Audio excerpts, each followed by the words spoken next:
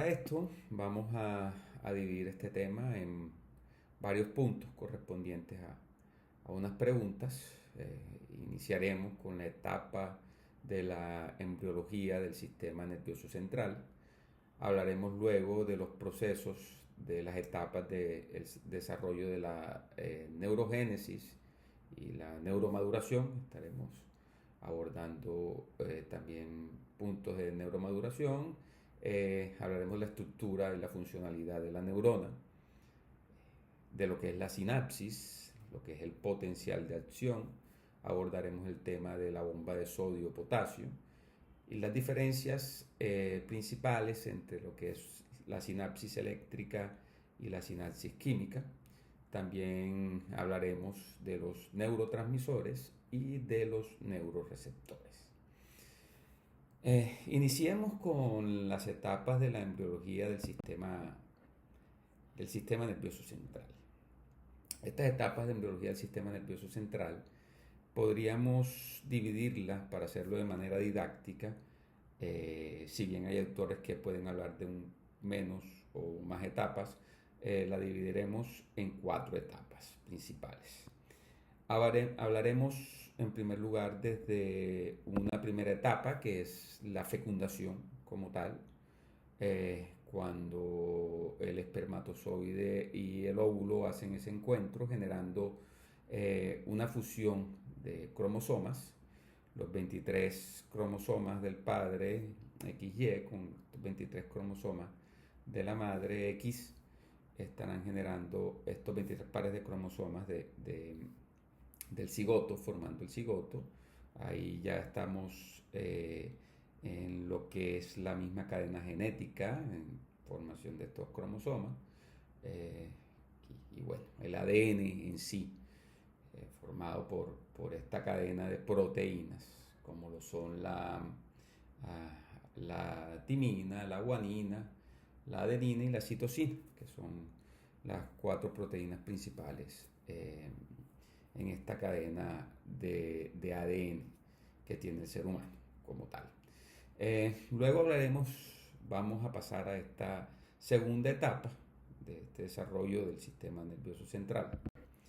En la segunda etapa, que llamaremos gastrulación, que también puede llamarse mórula o hendidura, está ocurriendo en estas 2 primeras semanas posteriores a la fecundación, cuando este cigoto ya fecundado como tal empieza a convertirse en especie de mórula, empieza a arrugarse, convertirse muy parecido a una mora, por ahí viene su nombre de mórula como tal, y empieza a generar también una hendidura, ¿verdad? Empieza si podríamos decir, a rajarse y a generar una hendidura donde se van a formar 3 capas. Van a haber 3 capas que se van a denominar una capa superior, una capa o por fuera, que se llama ectodermo, una capa media que se llama endodermo, mesodermo, perdón, y una capa interna que se llama endodermo. Para luego empezar con esta hendidura a formar lo que va a ser o es el tubo neural como tal. Pieza importante para la formación del sistema nervioso central. Y en una tercera etapa que es de vascularización.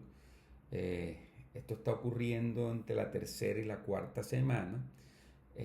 Y lo que sucede con este tubo neuronal, que ya venía en formación desde la segunda etapa, es que va a empezar a generar unas contracciones y unas dilataciones, ¿verdad? Van a haber unas contracciones y unas dilataciones que van a terminar formando 3 vesículas que llamamos vesículas primarias. Estas vesículas, como vemos en la imagen, a la vesícula superior se le llama prosencéfalo, a la vesícula media mesencéfalo, y a esta última vesícula, a esta protuberancia de la parte inferior romboencéfalo. Y bueno, y ya empieza en la última parte del tubo neuronal a formar lo que es la médula espinal como tal. Posteriormente habrá también una nueva eh, actividad de contracción y ensanchamiento del tubo neuronal, que ya lleva estas tres primeras vesículas que se llaman vesículas primarias, y va a hacer esta actividad de contracción, dilatación nuevamente dos veces, generando ahora cinco vesículas, que se llama también vesículas secundarias.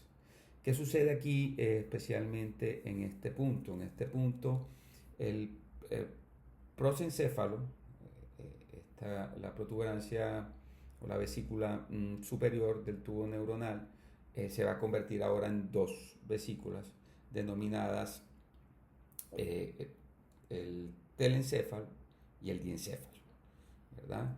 El mesencéfalo no va a cambiar, va a continuar siendo esa vesícula media, mesencéfalo, y el romboencéfalo, en la parte inferior, se va a convertir ahora en dos vesículas más. La superior se le conoce con el nombre de metencéfalo y la inferior mielencéfalo. Y bueno, y continúa ya en la última parte del tubo neuronal lo que es la médula espinal como tal. La cuarta etapa ya viene siendo la organización del sistema nervioso central como tal, ¿verdad? ¿Qué sucede aquí? Bueno, de estas cinco vesículas secundarias que se habían generado en la última acción de contracción, dilatación del tubo neuronal, se generaron estas cinco vesículas, la superior, que es el telencéfalo, luego vendrá a formar como tal lo que son los hemisferios cerebrales, ¿ya? Como los conocemos tal cual, el hemisferio izquierdo y el hemisferio derecho, unidos por un cuerpo calloso. Si bien estamos hablando de esta parte superior, con esta vesícula superior, que es el telencéfalo, realmente la formación del sistema nervioso central empieza a darse de abajo hacia arriba, ¿verdad? Desde la parte inferior del tubo neuronal.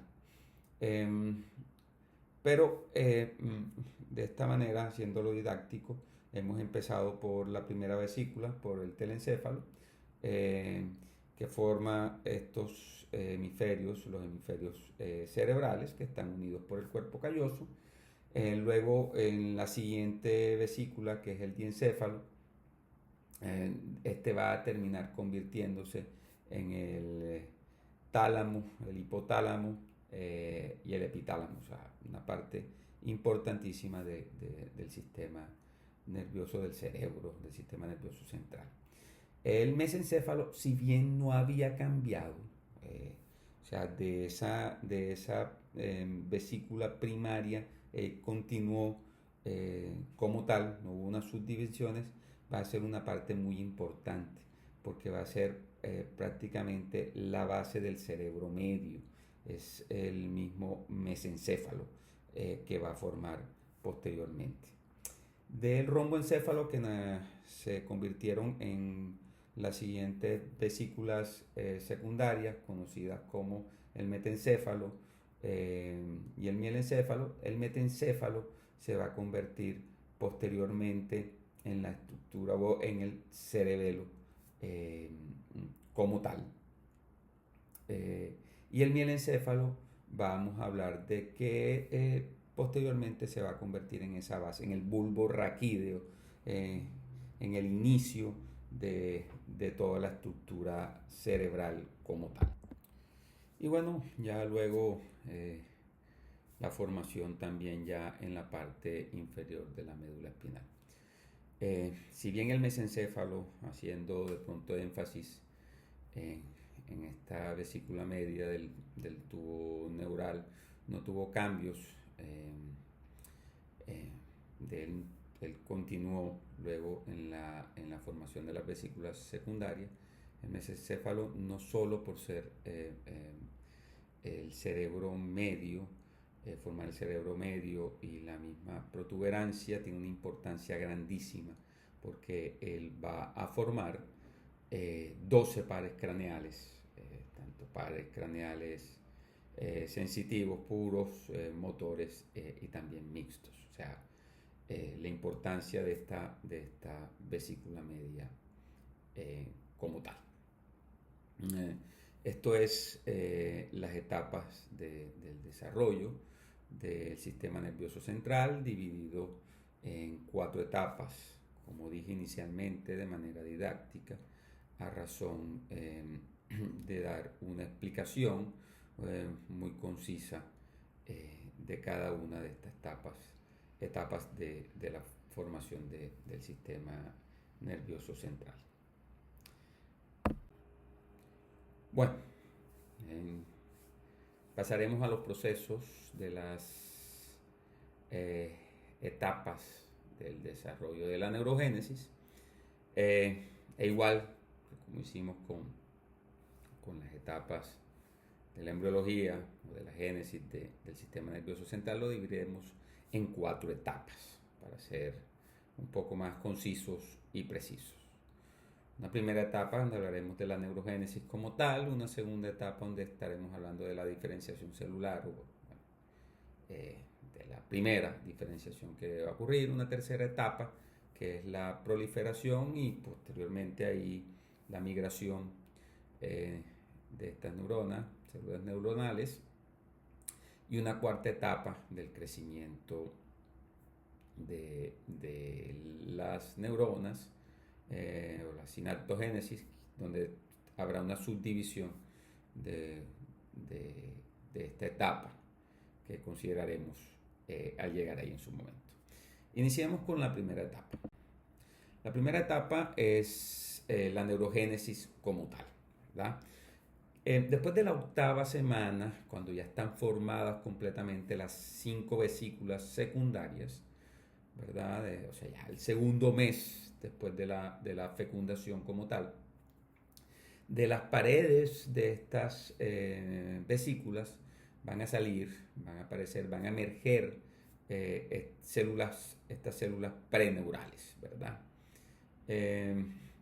Y van a salir de estas vesículas cada una, que bueno, estas vesículas luego también formarán parte del sistema nervioso central, y estas células preneurales que salen de cada una de estas vesículas irán a formar esa parte del sistema nervioso central. Es decir, las neuronas como tal son células especializadas que van a áreas especializadas. Es decir, una neurona que hace parte del tálamo no va a ir al bulbo raquídeo, o la que hace parte del cerebelo no la vamos a encontrar en el hipotálamo como tal. Son células especializadas para áreas especializadas como tal. La segunda etapa ya es la diferenciación celular, es la primera diferenciación que se da, ¿verdad? De estas células preneurales, algunas se convertirán en las que van a ser las neuronas como tal. Estas células son denominadas inicialmente como neuroblastos, y las otras que son glioblastos, que serán las que formarán células gliales o células de la glía. Como tal, muy importante recordar que las células gliales son la estructura del sistema, el soporte de las neuronas, así como la protectora de la neurona,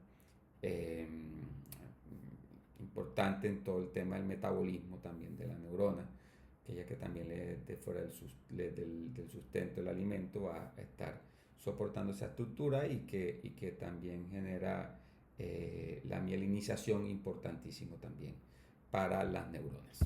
En esta diferenciación también vamos a encontrar pues una formación de neuronas que serán unipolares o unidireccionales, y otras bidireccionales, es decir, transmisión en varias direcciones, etc.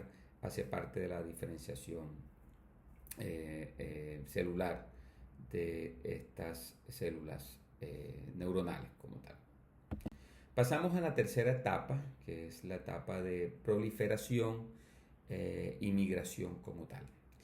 ¿Qué es la proliferación? Bueno, es una división intensa de estas células neuronales, ¿verdad? Esto se hace por ósmosis, una división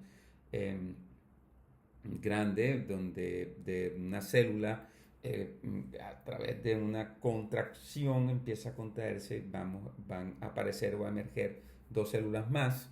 De estas dos células emergerán cuatro células más. De estas cuatro células emergerán también 8, luego 16. Bueno, es una multiplicación de todas estas células neuronales, alcanzando las 100.000 millones de células.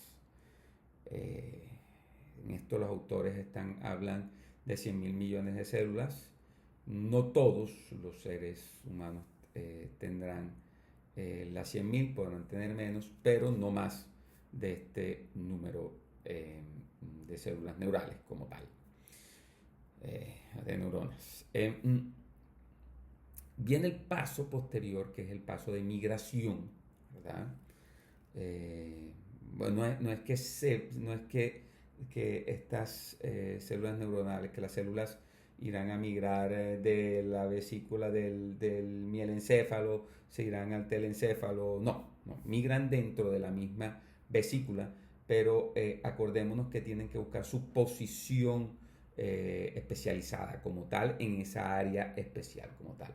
Las células neuronales tienen una funcionalidad muy especial, o sea, las que irán para el lóbulo occipital tendrán unas características especiales y tiene que estar ahí en el lóbulo occipital. Las que irán para prefrontal tienen unas características especiales con unas funciones especiales y tiene que estar ahí también.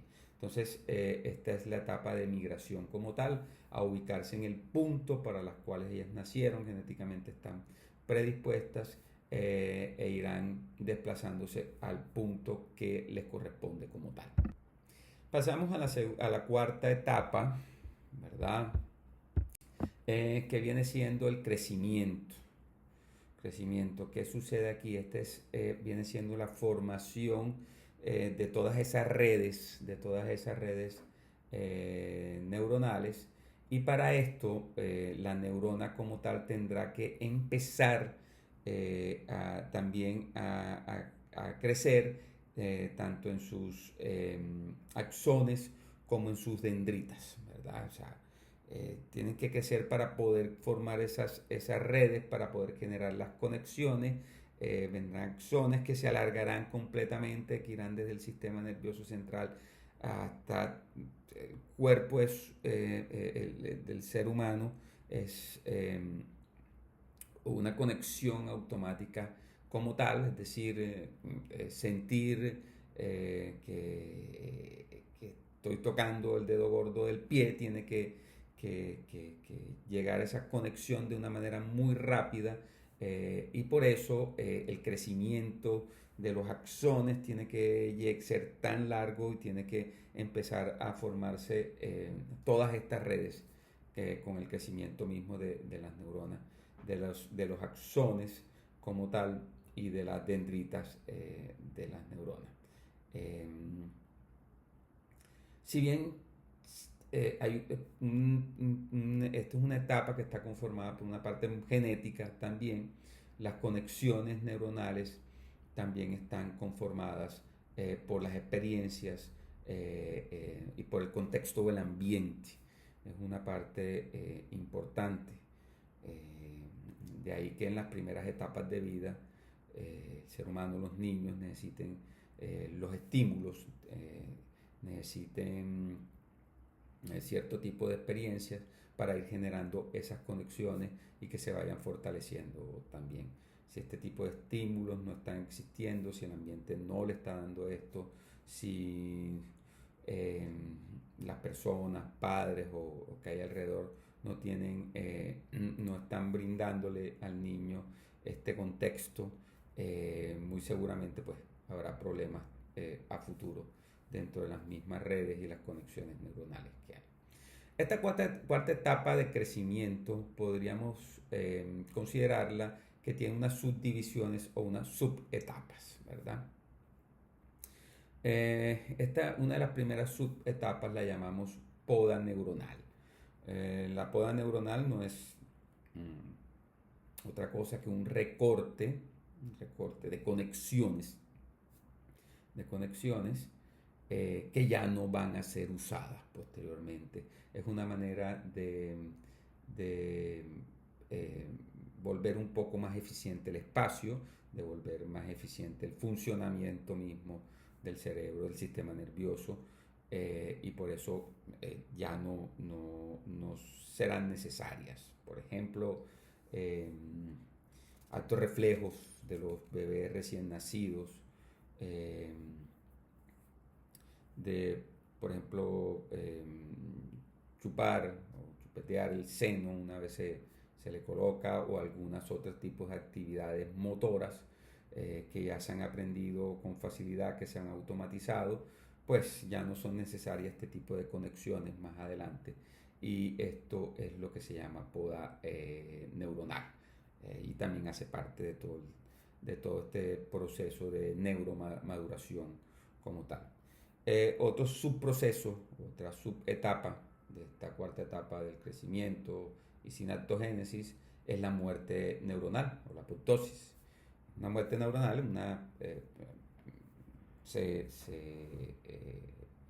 podríamos llamar un suicidio celular, ¿verdad? La célula ya no sigue viviendo, la célula muere. Aplica la apoptosis como tal. Como tal, esa apoptosis es programada, y la muerte de estas células es programada. Parecería de alguna manera un poco contradictorio que se generen neuronas que luego van a morir, pero son indispensables también para la eficiencia del funcionamiento del sistema nervioso. Aquí vale la pena recordar que la muerte neuronal se puede dar por tres razones particularmente. Una es esta muerte apoptosis, muerte programada en sí, que es también genético, muy natural. Otra es por envenenamiento, ¿verdad? El consumo de sustancias psicoactivas, de licor, el envenenamiento hace que la neurona muera. Y otra es por lesiones, ¿verdad? Por lesiones, traumas que pueda tener la persona. Y ya pasamos a una tercera subetapa o a una sub momento como tal, que es la mielinización. ¿Qué es la mielinización? Bueno, la mielinización es ese recubrimiento en el axón de la mielina, de esta proteína, que es muy importante, sobre todo para la rapidez en las conexiones neuronales, en la transmisión de los impulsos del potencial de acción.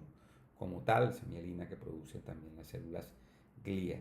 Y esto es necesario para esas redes que son utilizadas con frecuencia, redes que las ejercitamos diariamente, a cada momento, y que es necesario tener las reacciones muy rápidas.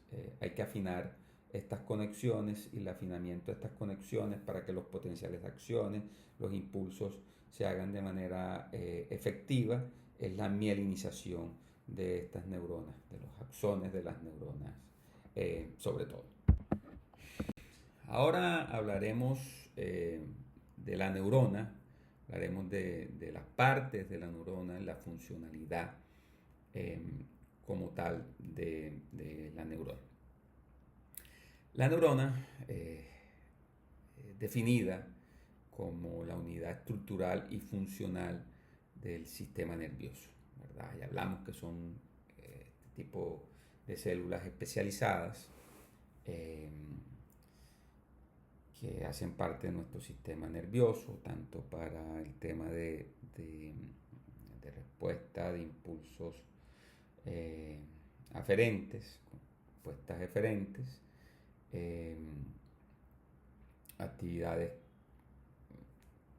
pues tanto básicas como otras más complejas que tenemos como seres humanos en nuestra vida, ¿verdad?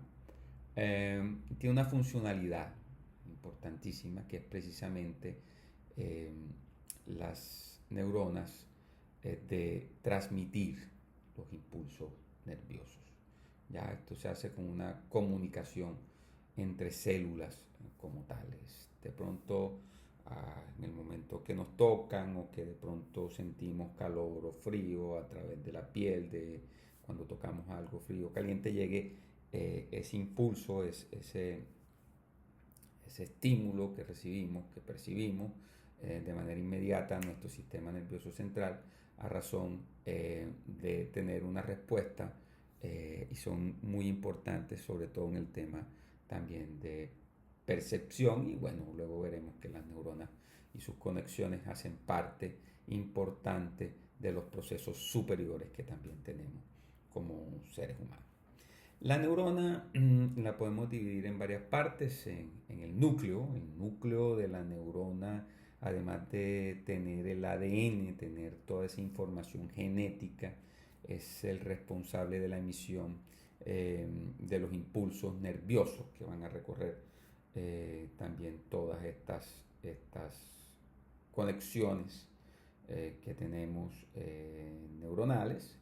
Está el soma, el cuerpo, pericarión de la neurona, y ahí, bueno, encontramos también otros organelos, mitocondrias, bueno, importantísimas para todo el tema energético de la célula y otros organelos que también están en el soma, en el cuerpo de la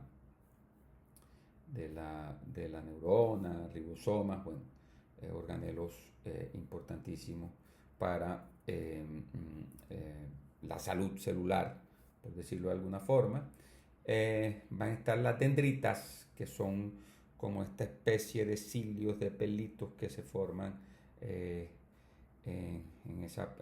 llamemos la parte superior, que van a ser también responsables de esas conexiones, de esas sinapsis que habrá entre este tipo de células, y luego una parte alargada que se conoce como axón, donde ya hablamos que estos axones crecen también y que poseen esa capa de mielina, sobre todo esas conexiones que utilizamos con mayor frecuencia, que necesitamos con respuestas muy rápidas.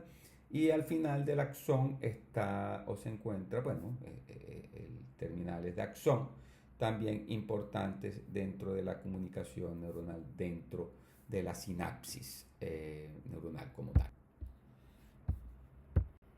Vamos a abordar el tema de la sinapsis, ¿verdad?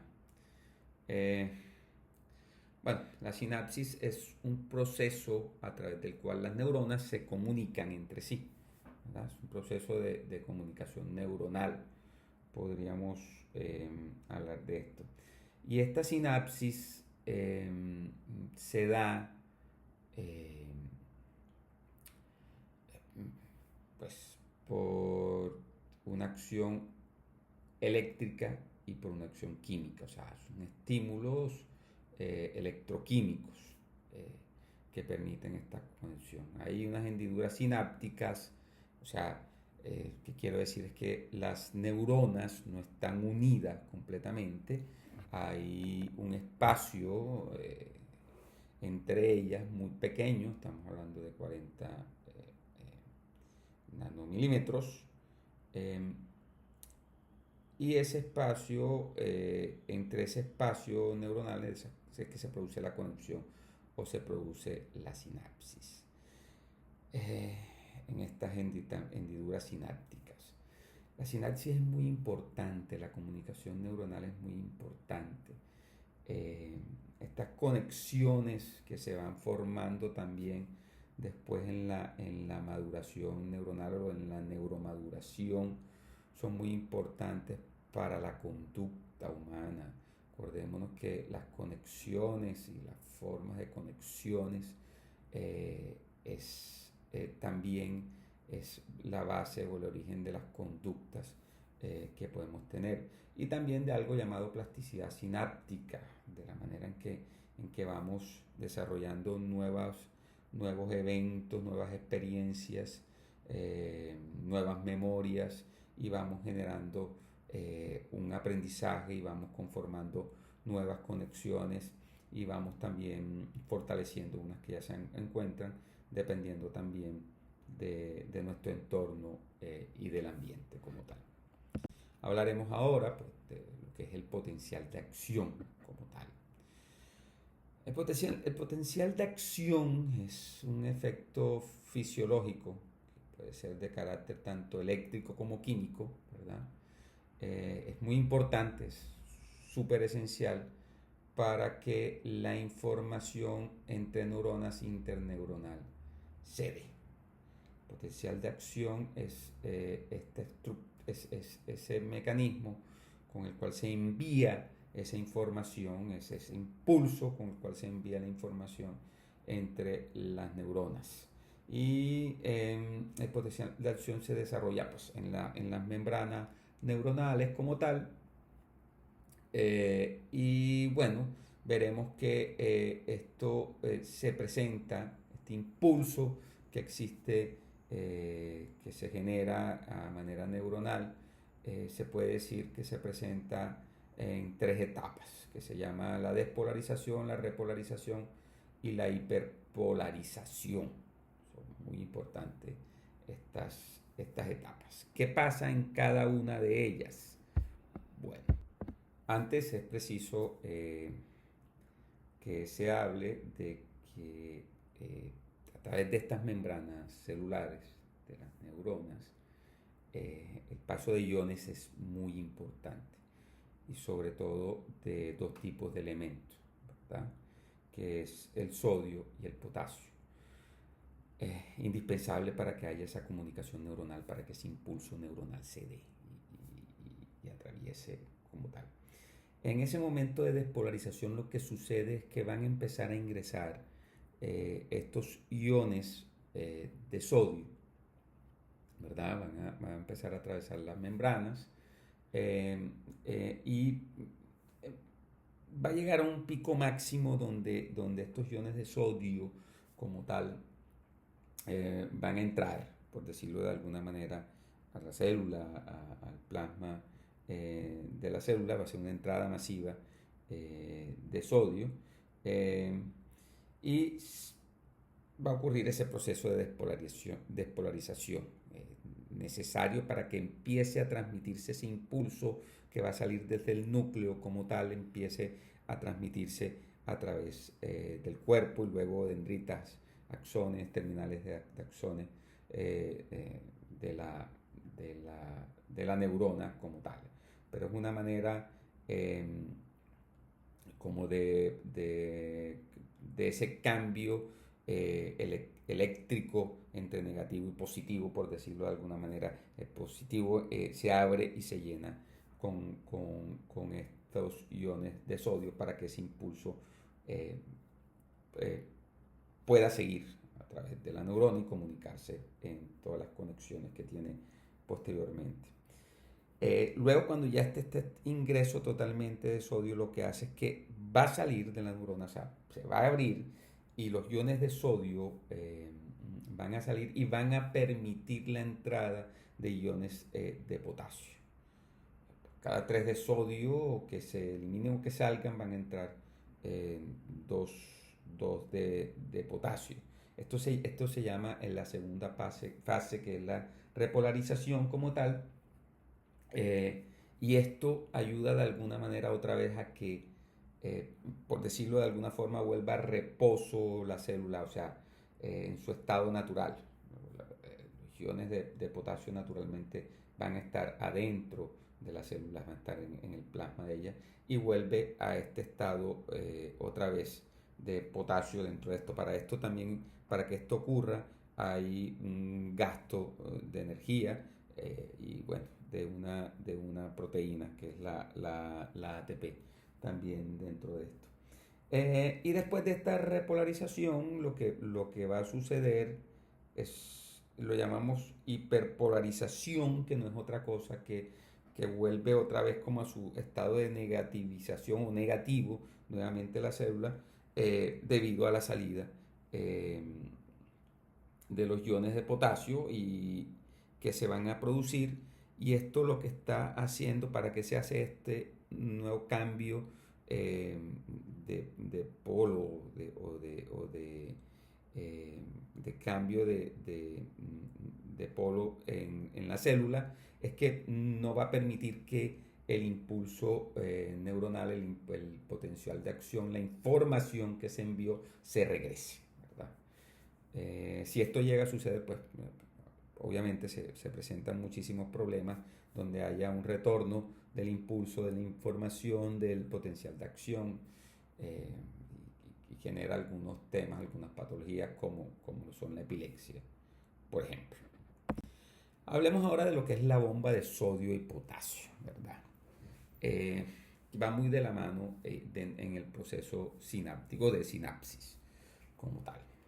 ¿Qué es la bomba de sodio y potasio? Bueno, es un mecanismo, ¿verdad? Es fundamental para que eh, lo que hablamos ahorita de la sinapsis, de la misma estructura sináptica, de la repolarización, de la despolarización, la repolarización y la hiperpolarización se presente para que haya esa entrada y salida tanto de los iones de sodio como de los iones de potasio, ¿ya? Es un mecanismo de mantenimiento potencial de la célula, de la membrana de la célula neuronal, y indispensable para la generación también del potencial de acción de la información que transcurre. Entonces, la bomba de sodio y potasio es una proteína, ATP, una proteína que lo que hace es precisamente eso, regular la entrada tanto de los iones de sodio, posteriormente la salida de los iones de sodio y el intercambio o la entrada de los iones de potasio para poder mantener las polaridades dentro de la neurona como tal. Entonces la bomba de sodio y potasio lo que permite es esa permeabilidad en la membrana de la neurona para el ingreso y salida de los iones de sodio y de potasio. Hay dos tipos de sinapsis, hay dos tipos de comunicaciones eh, neuronales, que son tanto la sinapsis eléctrica como la sinapsis química, ¿verdad? Y tiene de alguna forma, unas diferencias principales. Vamos a nombrar 5 diferencias entre la sinapsis eléctrica y la sinapsis química como tal. Una de las primeras diferencias es el mecanismo de transmisión, ¿verdad? Mientras que en la sinapsis eléctrica la señal que se produce se transmite que se transmite de una neurona a otra a través de las uniones gap, que se llaman así, uniones gap como tal, y permiten el paso de los iones, ¿ya? Y pequeñas moléculas también. Pero lo que hacen es permitir la entrada salida y entrada de los iones, y eso es el mecanismo con el cual se transmite esta sinapsis eléctrica o esta comunicación eléctrica. Mientras que el mecanismo de transmisión en la sinapsis química se hace a través de neurotransmisores, ¿verdad? De sustancias químicas que lo que hacen es que salen de una neurona y son recibidas por la otra por receptores, o sea, salen de neurotransmisores estos neurotransmisores y llegan a neuroreceptores como tal. Ya luego veremos qué tipo de neurotransmisores hay de estas sustancias químicas que permiten esa conexión como tal. Una segunda diferencia es la velocidad de transmisión. En la sinapsis eléctrica es mucho mayor que en la sinapsis química. O sea, la velocidad en la sinapsis química es un poco menor, obviamente porque es debido al tiempo que se requiere para la difusión de los neurotransmisores, mientras que la otra es prácticamente un transporte, una carretera de iones eléctricos. Una tercera diferencia es la direccionalidad, ¿ya? Que pues en la sinapsis eléctrica puede ser bidireccional, o sea, la corriente tiene ambos flujos hacia ambos lados, mientras que la direccionalidad en la sinapsis química es unidireccional, ¿ya? Es decir, la neurona sináptica, la que me envía el neurotransmisor, lo recibe la neurona postsináptica, que es el que tiene el neuroreceptor y solo va en un mismo sentido. Y como otro punto podemos hablar de la modulación de la señal, ¿ya? La modulación de la señal en la sinapsis eléctrica es limitada, ya que la transmisión de la señal pues depende principalmente del tamaño y del número de esas uniones de gap que hablamos inicialmente. Mientras que en la modulación de la señal de la sinapsis química, esta puede ser modulada por muchos factores, ¿ya? La cantidad de neurotransmisores que se liberen o que salgan, la cantidad que la célula posináptica tenga y la habilidad o la capacidad que tengan los neuroreceptores de poderlo recibir. A veces se presentan algunos problemas que también pueden existir una emisión de neurotransmisores y no hay los neuroreceptores no lo reconocen o no tienen una cantidad de neuroreceptores para ese tipo específico de neurotransmisor que hay. Y una quinta diferencia puede ser la eficiencia energética, ¿ya? En el caso de la sinapsis eléctrica, la eficiencia energética es mucho mayor, ¿ya? La transmisión de la señal no requiere de la liberación de sustancias químicas, entonces va a haber una eficiencia energética mucho más, como una corriente eléctrica. Mientras que la eficiencia energética no va a ser tal en la sinapsis química, porque pues se necesita la liberación de un tipo de sustancias que son los neurotransmisores y que deben llegar a las vesículas a los neuroreceptores y luego haber un proceso también de reciclaje de estas mismas sustancias y eso va a necesitar obviamente de un mayor gasto energético dentro por parte de las células neurales como tal, neuronales.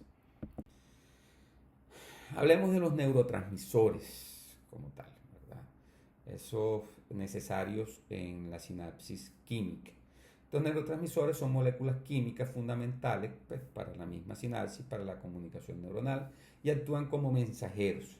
Envían señales que pueden ser tanto excitatorias como inhibitorias, ¿verdad? Entre las mismas neuronas y permiten que se generen impulsos eléctricos o que algunos se detengan o generar mayor cantidad o respuesta de algunos impulsos, algunos potenciales de acción o disminuir otros impulsos eléctricos también. Esa es la función de esos neurotransmisores. Estas moléculas químicas se producen y se almacenan en la misma neurona y van hacia la sinapsis o hacia esa comunicación interneuronal como respuesta a cierto tipo de estímulos. Ahora veremos algunos tipos de neurotransmisores y veremos cuáles son realmente sus funciones y su objeto dentro de la sinapsis neuronal como tal.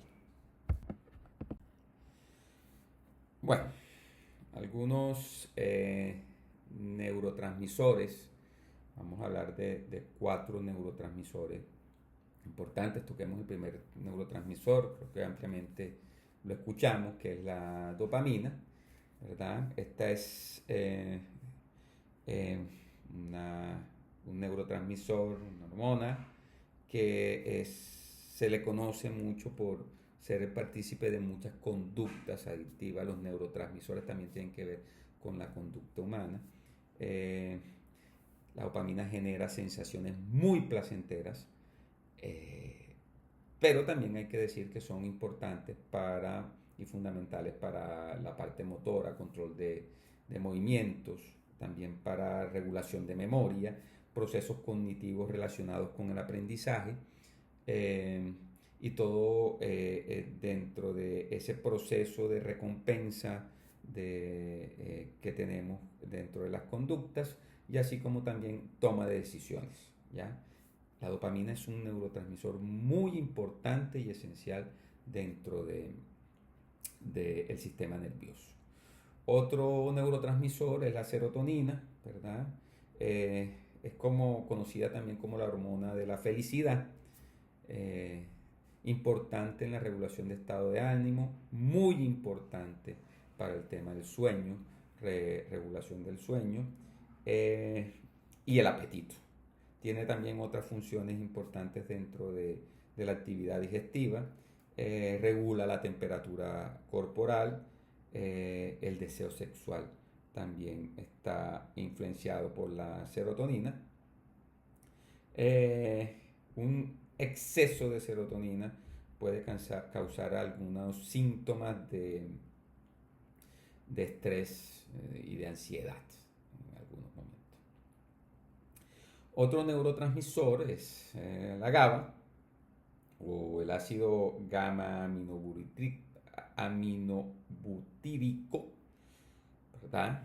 Es un neurotransmisor muy importante en el control motor, pero también es importantísimo en la visión.